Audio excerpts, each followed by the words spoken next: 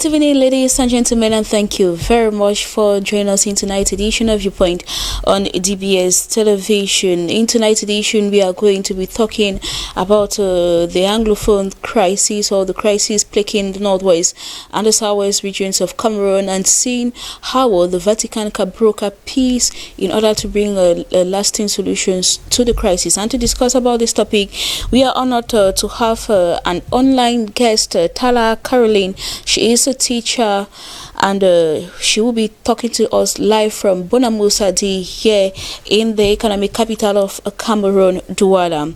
Good evening to you, Tala Caroline, and thank you very much for being part of us tonight. Good evening, Vanessa. Good evening, viewers of DBS.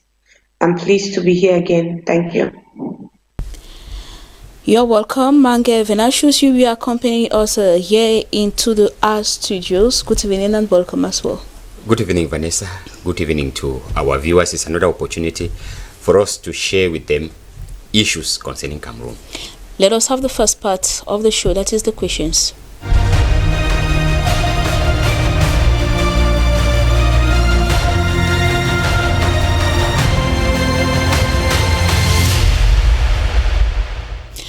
"6:30 p.m. If you are just joining us, you're watching Viewpoint. In the first question, can the Vatican City succeed to broker peace in the ongoing crisis in Cameroon? Tala Caroline, I begin with you. Yes. I really don't think 100%. To a greater extent. To a lesser extent, I think. No, lesser extent. Mange Venashus? Yes, the Vatican can. Yes, the Vatican can do so. And in the second question, are factors fueling the crisis from home or abroad? Caroline? I think from both parties. Mange Venashus? Yes, I share the same opinion from both home and abroad. Let us have the debate.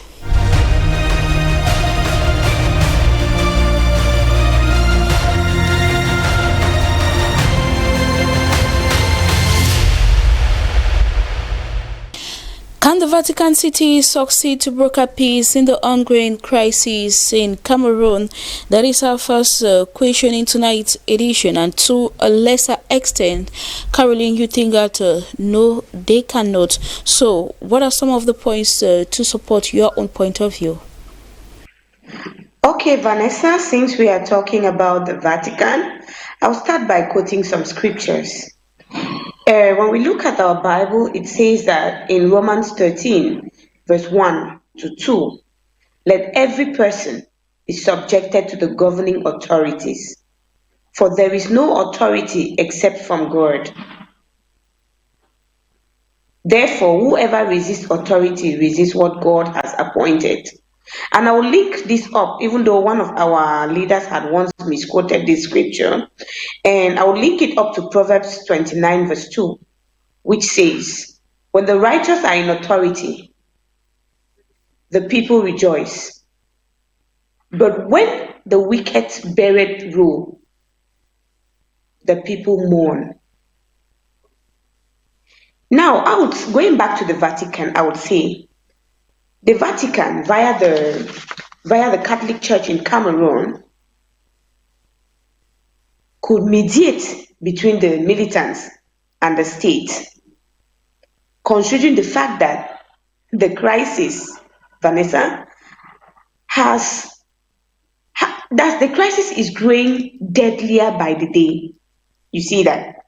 But lo and behold, you realize that clergies have expressed clashing views on the key issues. The Catholic Church, representing nearly a third of Cameroonians, could be an arbitrator, according to me, could be an arbitrator. But they have taken divergent positions on the crisis. So, talking about the Vatican, I want to link the Vatican to their representative in Cameroon, who are the Catholic Church. What the church needs to do is bridge its divides and stand in one voice.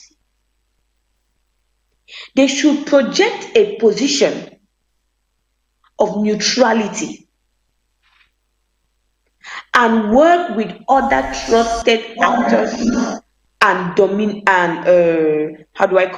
denominations to mediate between the Anglophone leaders and the Cameroon government. But unfortunately, the church, like I said before, have divergent views. And the church, lo and behold, as I think, is the country's strongest institution. And you look at it in the setting of Cameroon, they operate in a dense network of schools and hospitals. Thus, they should have a role to play. But wait a minute. To an extent, if they are not united, if they're not speaking one voice, they can't do anything. I equally think that some of them it might not be successful in the sense that when the fear of standing up to speak and being looked upon as a black leg or as a traitor to the government makes some of them to shy away and just remain neutral. But that's not the case. So saying that the church can really do something, we have prayed. Is it by prayers? We need them. The only way they can do something is by standing together with a united force, with one voice, and joining other actors and other denominations like the Presbyterian Church, the Baptist Church, and you can name them, to intervene in this matter. That's my view. You thinking that the Vatican cannot actually broker peace in the ongoing crisis in Cameroon to a lesser extent? Mangavina Shoes, in her point of view, she raised the fact that as long as the church does not stand as one, as long as the Vatican City does not actually merge with other church denominations, the fact that they could only pray to resolve this crisis, you rather think that yes, the Vatican can succeed to broker this peace? Yes, Vanessa, when we talk about the Vatican, it's true, you cannot dissociate the Vatican from the Catholic Church in Cameroon. You cannot dissociate. But then when we are talking about it, remember, it is not a church kind of thing that we are talking here. No. The Vatican is a state on its own. And the Vatican is operating, when we're talking about in the steps to broker peace in Cameroon, they're talking about another state. It is the state of Vatican that is dealing with the state of Cameroon. Remember, bilateral ties exist between the state of Cameroon and the state of Vatican. Now, we are talking about states that are operating in that bilateral cooperation that wants to come in and help. The Catholic Church talks not as a state. The Catholic Church talks as a church, as a body that has the moral duty to prone rectitude, to prone justice, to prone what is right, to condemn killing. That is the role of the Catholic Church in this crisis. The Catholic Church does not talk to the government of Cameroon as a state. No, the church is not a state, because the church goes beyond the boundaries of the states.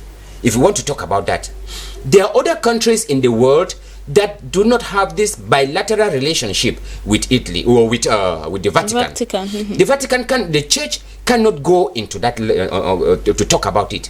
When you listen to church leaders talking, they are talking like people who want to make sure that her citizens or her Christians, her members reason, because those who are involved in this crisis, they are also members of this church.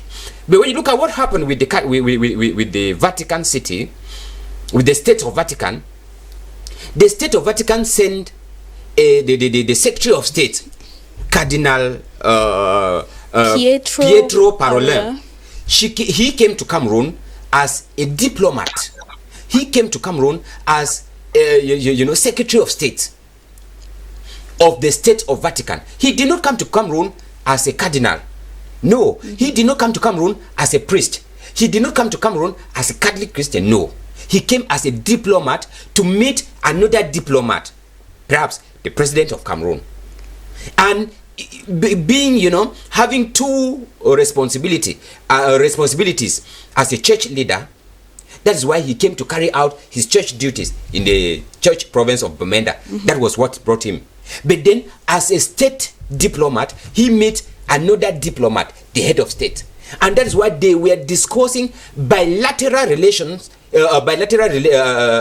issues, not discussing church issues. Paul Biya is not representing the church in Cameroon. The president represents the state of Cameroon. And like the Vatican did, that is how America could as well do. Because if we doubt the potentiality of the state of Vatican in solving this crisis, we can as well doubt the potentiality of France.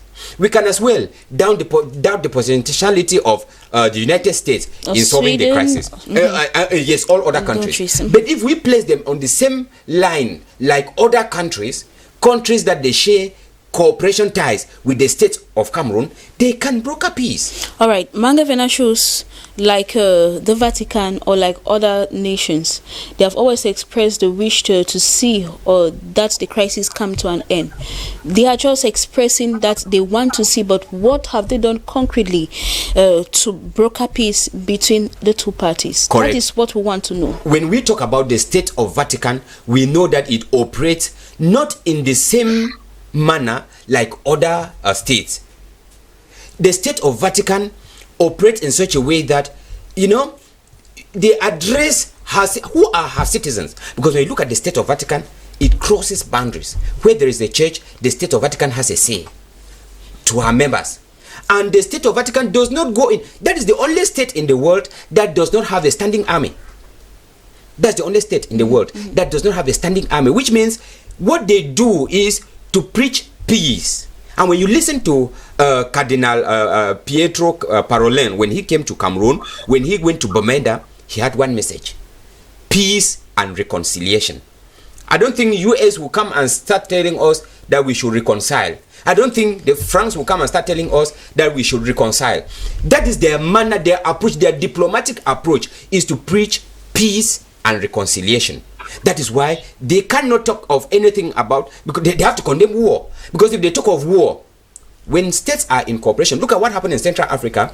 Rwanda, that is in bilateral relationship with Central Africa. Russia, that is in bilateral relationship with Central Africa. They had to send troops to help a neighboring state, a broader state that is in crisis, to confront the terrorists, to confront those who have taken arms against the state. It is the same issue that we have in Cameroon. We have some citizens who have taken arms against the state of Cameroon. Vatican does not have a standing army that can help Cameroon state to fight the secessionists. So what they need to do is to make sure that they preach peace, so that both parties, the belligerents, so that they can see the voice of peace, the voice of reason, and solve their crisis through reconciliation. That is why they cannot talk about any other means. The step they have taken is to send the Secretary of State to come to Cameroon, talk with the state of Cameroon,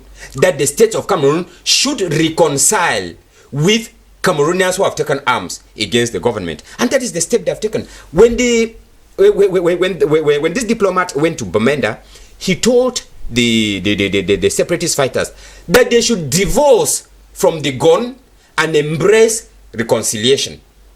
That is their own modus operandi, to preach peace, to preach reconciliation. And they could not, because they cannot support Cameroon in any other form, perhaps taking the gun to fight them like Russia did in Central Africa, like France is doing in Mali, Rwanda is doing. also their own way is to make sure that they preach peace and reconciliation, Vanessa. Okay, Mange Venashu, so But you I think that equally by think preaching that peace and calling for reconciliation or dropping arms, they can broker peace in Cameroon. That said, let us take the second question. Are factors fueling the crisis from home or abroad? Caroline, I get back to you. You think that factors fueling the crisis are from both parties, from home and abroad. So before you get to these questions, maybe you may have a reaction to what Mange Venashus just said. Oh yeah, I was about saying that it's true that the Vatican state does not have an army. They are out to preach peace, preach reconciliation. But I want to look at it in the sense what is happening since this crisis started. Yet nothing is being done. It's not about talking. We're tired of being talked to. That's what I'm saying. The problem now is, what is the government doing? If you invite someone from outside to come and help you solve a problem and you are not willing to solve the problem, the person will not have anything to do. The person will not have a role to play. So I think that apart from the Vatican coming to see if they can help, other people have been coming from the start of this crisis. And yet we are not seeing any solutions. Factors fueling the crisis are from home and abroad. Okay, looking at I want to think that both and abroad be massively blamed. I think this crisis broke out as a clash between the two factors involved. One, fighting for the rights of a marginalized minority, and the other, fighting for the powers in place and for the one and indivisible Cameroon, as we all know. The crisis has become bigger than it has become bigger than we expected. We have forces from home, we have forces from abroad. If I want to think that if the government had not added what we call fuel to the already existing flames, we will not be where we are. When you look at the crisis now, it sounds like COVID-19 that we hear every day. Every day new cases, every day new cases. What is the government doing? I think that the government should look into the crisis with wisdom. From its genesis, it should look from its genesis. Because if the government had played a vital role from the outbreak of this crisis, those from abroad will not even have a play. Those from within will not have a from home will not have a play. We are still saying, I'm still saying that abroad they are fueling because they are know what is happening. They are there with their families.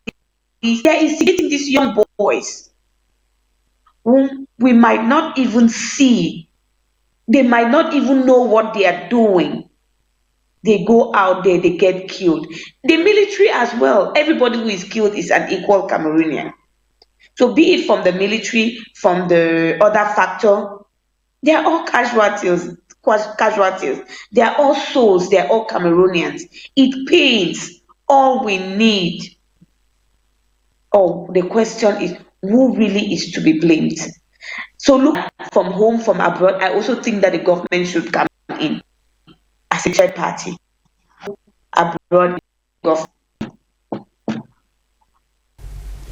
All right, you in your point said the government is adding fuel to the crisis. So how has the government helped to degenerate the crisis? That your point wasn't clear on that.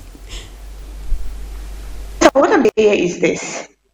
Remember that when this crisis just started, like I said before, people didn't fight for nothing. They all had their different views. While one party was fighting for a marginalized minority, others are fighting for the state, which is correct, to preserve their state and for the one and indivisible Cameroon. But at one point, were the problems looked into as they were supposed to be looked into? But rather, it escalated to using weapons, war against fire against fire, guns against guns, which to me, that's not how it was supposed to be. And if I think that if the government had looked into this, those from would not have intervened this long. Those from they would have already agreed on putting down their arms. You very much, Caroline. Mangavenashus, you equally think that factors from home and factors from the outside have contributed to extend the crisis? Of course, Vanessa, we know that the crisis is being, masterminded from out of the country. And when you look at them, that's why I call them from home and from abroad. From abroad, these are Cameroonians, perhaps, like somebody said, who left Cameroonian the wrong way, who left Cameroon the wrong way, and are out there and think that they want to blame their predicament on the powers that be. That is why they think that the powers that be should give way. These are Cameroonians who are out there. They are living in a well-civilized, developed society, well-cultured society, but have decided to make our own home society unbearable. Unbearable because they think that they can use force to drive across their point. Their point which could be genuine. Their point which is, not could, which is genuine. Because somebody said history, once it occurred, there is no way you can ever wipe it from history. If you like, turn the whole world upside down, history of Cameroon will ever remain. That at one point there existed a people called the Southern Cameroonians. At one point there existed a portion of Cameroon that was known as the English-speaking Cameroonians, the Anglophone region. At one point there existed part of Cameroon that was called the French Cameroon. Now, history had it that these two decided to merge. And those who are bringing up the point are of the opinion that the English-speaking Cameroonians, which is the minority, happen to have been marginalized. That is a historical fact which no one can ever deny. How are they selling their point across is what matters. They would think that selling their point across with violence is what will make, the world, the entire nation to hear their point, which is wrong. Violence does not solve a situation. Madame Caroline started by telling us that violence begot violence. Once you go by violence, you meet violence. I think that if they had used the right method, everybody has been talking of the right method. What is the right method? The right method is change the status quo. How do we change the status quo? We change it through the political ballot. The electoral system in Cameroon gives way for those out of the country, those in the diaspora, to also vote. When you look at those who are registered in Cameroon, in the electoral registers, you discover that we don't have up to 7 million Cameroonians. A country that we count close to 25 million Cameroonians. If 7 million are only registered, which means it is the 7 million that decide or that determines the fate of the country. It is high time we called on these, our brothers out there, to register massively in the electoral registers. Turn the table around through your ballot paper. Go to the polling stations, vote out the regime. That is what civilized democracy, like where they are living, that is what they do.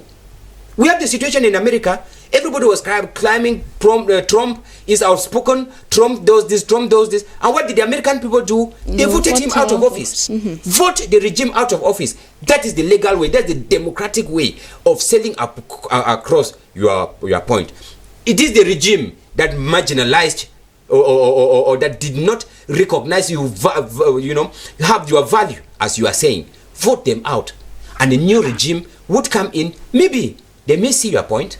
But this minority you're talking about, so how would the minority vote the regime out? Because they only constitute a 2% of the part of the population. Vanessa, that is in geographical representation. Yes. You would not tell me that those from the other 8 regions cannot understand the genuine points of the Anglophone. But how many of them do understand? Which means if we go through elections, That is why we call them elections, as this is a secret ballot. You don't know what I'm going in for. You don't know. During the 2011 presidential elections, Vanessa, it was purported that where the head of state voted, they had 11 votes of those who voted the opposition within the ranks of the presidency. Don't think that it is everybody who is with the government that supports the government. And even so, in our Cameroonian setup, we have members who are in the government, government ministers who are of the opposition party. Do you think that these opposition ministers will not vote the government out if they have the opportunity, the normal democratic, way to carry out things? Now we come back home. Those who are foiling the crisis from home, like Caroline was saying, these boys, they sold to them an idea of an independent state that will liberate them, and they took it without reasoning. Those who are selling this idea, where are they? They are living a peaceful life. Their children are going to school. They are going about their businesses. They are going about their daily activities. Then they will sit back and tell you, lock down the region for 1 week. Lock down your activities. No child should go to school.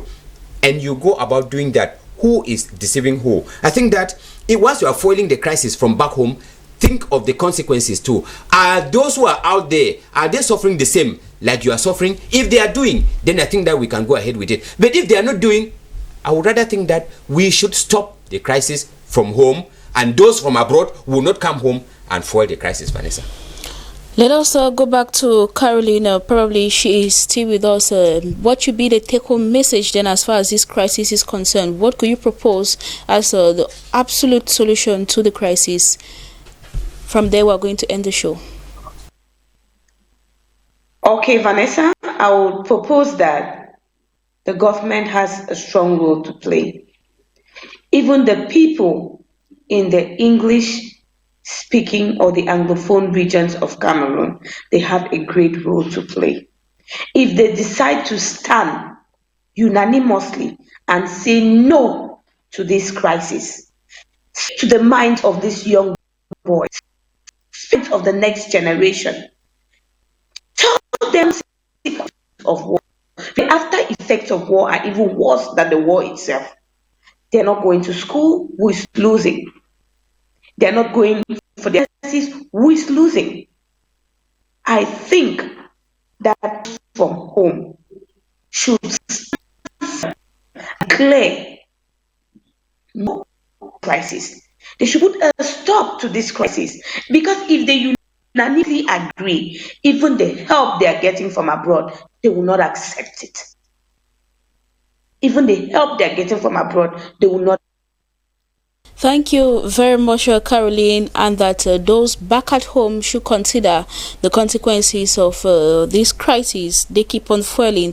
That said, we've come to the end of today's edition. Thank you equally, Mange Venashus, for contributing, and to you, our televiewers, thank you very much for your kind, keen attention. To stay tuned to DBS Television and take the rendezvous for tomorrow. God willing, we will be there.